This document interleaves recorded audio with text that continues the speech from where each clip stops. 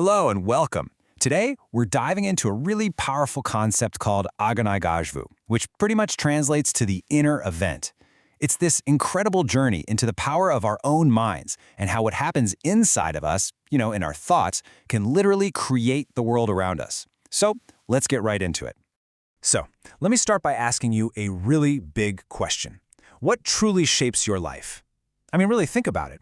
Is it your job, the money in your bank account, your friends?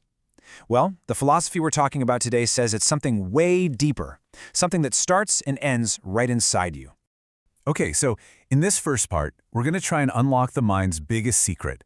We're going to explore how this whole idea of the inner event really holds the key to understanding and, even shaping your own reality. So what does this word Aganai Hagorovu even mean? Well, it's actually two parts put together. First you have Aga, which means your inner world, your mind, your consciousness, all that stuff. And then you have Nihagovu, which means the event, what actually happens out there in the real world. The idea is so simple, but so profound. Your inner world literally creates your outer reality. And really, it all boils down to this one incredible phrase. Life is as you think. This is the core belief, the main thesis of this entire idea. It's saying that our thoughts are the actual architects of our lives. Everything you experience, from the tiny little moments to the huge life-changing events, all of it starts as a thought. All right, let's move on and build on that. We've talked about the what, that your thoughts shape your life. But now let's get into the how. I mean, how exactly does a simple thought in your head turn into something real, something you can touch and see in the world? Well, it's not just magic. There's a process, and it's laid out right here in 4 clear steps. See, it all kicks off with a thought. Then that thought gets super focused through visualization. Think of this visualization as a powerful intention, almost like a prayer, which then directs all the energy needed to create the final event, the reality. So you see, it's not random at all. It's a direct path.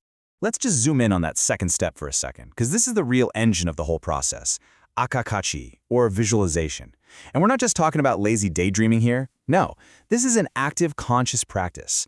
It's about picturing what you want so vividly with so much feeling that it basically becomes a blueprint, a focused prayer that starts to shape your future. Now, this is where things get really interesting. In our third section, we're going to take this idea and apply it to some of the biggest concepts out there: time, God, and fate. And what we find is a totally new way of looking at these universal forces, kind of turning them inside out. So first up, let's talk about God. Instead of thinking of God as some being up in the sky judging us, this viewpoint sees God as a totally impartial force, kind of like gravity. It's a system, an operational power that just works. It works inside of you and through everything else with absolutely no bias. And what about time? Okay, this one is pretty wild.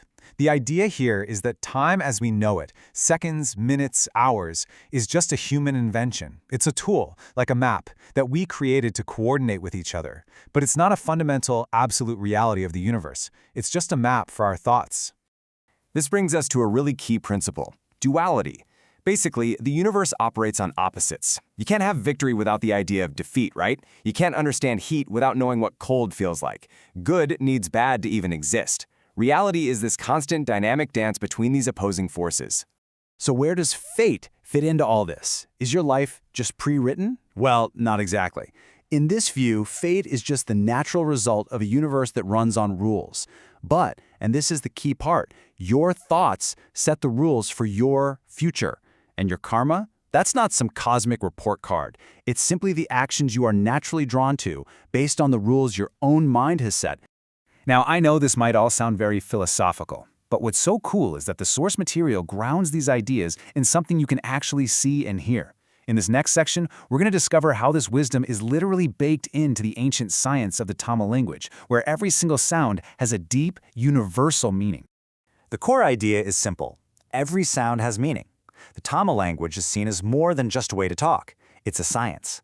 Every sound, every vibration is thought to connect to some fundamental part of the universe. For example, let's take the sound ah. This is seen as the sound of creation. It's the very first sound a baby makes when it's born, and you find it in the most fundamental words like Amma for mother, the source of life, and Anu for atom, the basic building block of everything. It literally represents the beginning. Now let's contrast that with the sound ka. This sound represents something totally different: energy, power, action. It's the vibration of doing something, of force. It's amazing, right? It shows how the language isn't just a random collection of words, but a system that actually maps out the nature of reality itself. So, let's wrap this all up. Let's bring everything we've talked about together. Because if all these principles are true, then the conclusion is both incredibly simple and amazingly empowering. You are the architect of your own destiny. And we have to come back to this one last time, because this is the foundation for absolutely everything. Life is as you think. It's such a powerful reminder that the control panel for your life isn't somewhere out there, it's right here, inside your own mind. So what's the big call to action? What's the one thing you can do right now? It's this: correct your thoughts. If you want to change your life, you don't start by trying to change your job or your city. You start by changing the thoughts that created those circumstances in the first place. That's it. That's the most important step.